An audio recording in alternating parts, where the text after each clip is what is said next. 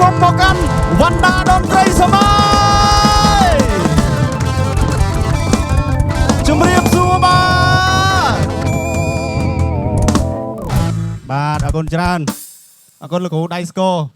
បាទសម្រាប់សិនចុះបាទអត់ឲ្យឈប់នឹងវាយទៅខ្ទេចគាត់ពងជក់ដៃគាត់ណាអរគុណច្រើនបាទហើយចង់ជឿក្នុងការនេះបាទក្នុងនាមវណ្ដាតន្ត្រីខ្ញុំបាទក៏សូមលំអរកាយគ្រប់នឹងជំរាបសួរវត្តមាននៅក្នុងពោអាយដាមលោកជំទាវលោកស្រីនាងកញ្ញាដែលមានវត្តមានដ៏ច្រើនកកនៅក្នុងកម្មវិធីរៀបអាពាហ៍ពិពាហ៍របស់ប្អូនប្រុសនិងប្អូនស្រីបាទរបស់ខ្ញុំបាទនៅក្នុងថ្ងៃនេះផងដែរបាទហើយសម្រាប់ថ្ងៃនេះគឺពិតជាមានសេចក្តីសោមនស្សរីករាយនិងមានកិត្តិយសបាទដែលវណ្ដាតន្ត្រីមានវត្តមានប្រគំជូនបាទអាដាមលោកជំទាវភ្ញៀវកិត្តិយសរីករាយសម្ដាប់បាទដោយដែលបាទភ្ញៀវកិត្តិយសបានរីករាយសម្ដាប់រួចមកហើយនៅបទចម្រៀងជាច្រើនបទបាទមានទាំងបទមនោសចេតនារលងរលោចបាទបទញាក់កត្រាអារម្មណ៍ក៏មានបាទហើយនៅបទចម្រៀងជាច្រើនបទទៀតដែលយើងនឹងប្រគំជូននៅពេលបន្តិចទៀតបាទនៅពេលដែលបាទរៀងស្បើយភ្ញៀវគាត់ភ្ញៀវថ្មីគាត់អញ្ជើញមកបន្តិចយើងនឹងរៀបចំនៅកម្មវិធីបោះបាយផ្កាបាទចំនួន10នាទីបន្ទាប់មកយើងរួមរហូតដល់ម៉ោង11យប់តែម្ដងបាទអរគុណណាស់បាទហើយជាថ្មីម្ដងទៀតក៏សូមអរគុណទៅដល់បងប្រុសនិងបងស្រីបាទដែលបានទុកចិត្តទៅលើបងឲ្យបងបានរៀបចំក្រុមមន្ត្រីសូមជម្រាបផងដែរបាទសម្រាប់អាដាមលោកជំទាវភ្ញៀវកិត្តិយសបាទលោកស្រីនិងកញ្ញាប្រសិនបើមានជាកម្មវិធីផ្សេងចង់ឲ្យបរិយាកាសនៅក្នុងកម្មវិធីប្រព្រឹត្តទៅប្រកបដោយភាពសប្បាយរីករាយសូមកុំភ្លេចជាមួយនឹងវណ្ដាតន្ត្រីដែលមានប្រគំជូនបាទចាប់ពីຂະຫນាតតូចរហូតដល់ຂະຫນាតធំបាទអញ្ចឹងសម្រាប់ថ្ងៃនេះគឺយើងមកជាຂະຫນាតមធ្យមបាទក៏ប៉ុន្តែមធ្យមក៏ប៉ុន្តែតាន់បាទដោយសារអីថ្ងៃនេះគឺរៀបចំជាកញ្ចប់ VIP តែម្ដងដោយសារតែវណ្ដាតន្ត្រីបានបាទរួមជាមួយនឹងតួឯករបស់យើងបាទចំនួន3នាក់បាទដោយដែលបងប្អូនបានជ្រាបសម្ដាប់បាទការពីក្បាលល្ងាចអញ្ចឹងគឺបាទនៅក្នុងរាត្រីនេះគឺមានវត្តមានជាមួយនឹងបងប្រុសប៊ុនសម្បូរបាទដែលគាត់បាទគឺពិតជាមានប្រជាប្រិយភាពមែនតើបាទទឹកដមសំនៀងផ្អែមពីរោះបាទហ្នឹងហើយហើយទីទៀតបទគាត់មានច្រើនណាស់បាទមានបទប៉ូលីសព្រំដែនបាទគាត់ច្រៀងពីក្បាលល្ងាចហើយបទចាក់ចេញពីស្រុកបាទហើយបទញាក់បទកត្រឹមក៏មានច្រើនដែរបាទបទញាក់របស់គាត់ដូចមានក្របីរណាយហ្នឹងបាទទីទៀតគាត់នឹងបកស្រាយជូនហើយមួយវិញទៀតក៏ជួបជាមួយនឹងកញ្ញាចិនស្រីនាងបាទមិនត្រឹមតែមានរូបសម្រស់ស្អាតទេសម្លេងគាត់ក៏ព្រោះផ្អែមក្អួនកៅអៅបាទដូចដែលបងប្អូនបានស្គាល់អញ្ចឹងគឺកញ្ញាចិនស្រីនាងគឺម្ចាស់បទបាទកូលន់គឺមេឃគឺដីហ្នឹងបាទគាត់មិនម្ចាស់បទទេក៏ប៉ុន្តែគាត់ច្រៀងបទហ្នឹងម្ដងទៀតហើយទទួលបានការគ្រប់គ្រងច្រើនមែនទែនហើយដល់មានបទអីទាំងតូចម៉ែគាត់ណែបទហ្នឹងចេញ2ថ្ងៃមក MU បាទសាហាវមែនទែនអញ្ចឹងបន្តិចទៀតបងប្អូននឹងបានជួបបាទក៏ដូចជារំលេងសប្បាយជាមួយនឹងគាត់ហើយក៏មាន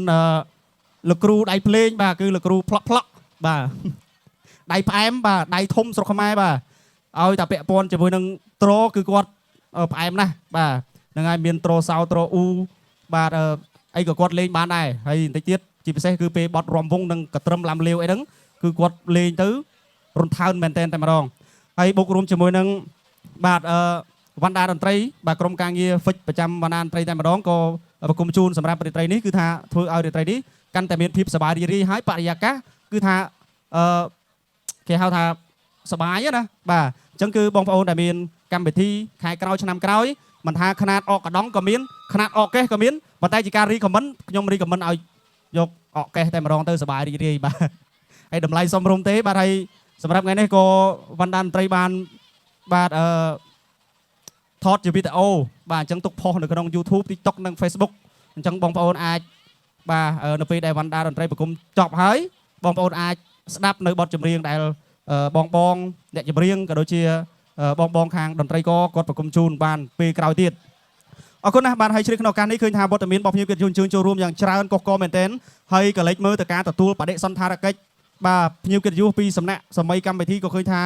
មានភាពមមាញឹកខ្លាំងណាស់ដែរបាទហើយអញ្ចឹងទេបើសិនបើជាក្នុងឱកាសនេះជួសមុខឲ្យបងប្រុសនិងបងស្រីក៏ដូចជាលោកពូអ្នកមីងបាទបើសិនជាមានការទទួលនៅបដិសណ្ឋារកិច្ចមានការលើសលួសខ្វះខាតយឺតយ៉ាវអត់ងាយបានចូលតុអង្គុយក៏សូមអធិស្ឋានផងដែរដោយសារបរិវេណយើងតូចតាមពិតតុមិនខ្វះទេបាទតុបានរៀបចំហើយក៏ប៉ុន្តែបរិវេណយើងតូចដីយើងតូចអញ្ចឹងទៅធ្វើឲ្យបាទមានការយឺតយ៉ាវខ្លះបាទអរគុណច្រើនប៉ុន្តែបន្តិចទៀតយើងនឹងមានកម្មវិធី បោះបាយផ្កាមួយផ្លែតបន្ទាប់មកយើងរំលេងរហូតដល់ម៉ោង11យប់តែម្ដងហើយក៏មានបិទគូតចុងក្រោយមាន DJ ផងដែរបាទអញ្ចឹងបងប្អូនអាចនៅរំលេងជាមួយ DJ រហូតដល់ម៉ោង3ភ្លឺក៏បានដែរបាទនៅកែបងនៅកាលនោះអរគុណច្រើនណាស់បាទអញ្ចឹងដោយសារតែកូនកន្លោះកូនកំមុំគឺមិនទាន់អាចឆ្លៀតចំរៀបចំសម្លៀកបំពាក់ដើម្បីរៀបចំកម្មវិធីបោះបាយផ្កាបានទេអញ្ចឹងពីបណ្ដាតន្ត្រីក៏សូមប្រគំជូននៅបទចម្រៀងជាចង្វាក់មនោសញ្ចេតនាចំនួន2-3បទទៀតតម្រាំតែបងខាងសំអាងការគាត់អាចដកឃ្លារៀបចំសម្លៀកបំពាក់ដើម្បីរៀបចំកម្មវិធីបោះបាយផ្កាបានចាំយើងបាទរៀបចំកម្មវិធីបន្តទៀតបាទឥឡូវអរគុណណាស់បាទកុំឲ្យខាត់ពេលវេលាយូរសូមរីករាយជាមួយនឹងបាទពីការបកស្រាយនៃបទមនោសញ្ចេតនាពីបណ្ដាតន្ត្រីជាបន្តទៀតបាទអរគុណសូមសម្លេងស្វាគមន៍ឲ្យខ្លាំងមួយមកបាទសុំមួយទៀតមកបាទអរគុណច្រើន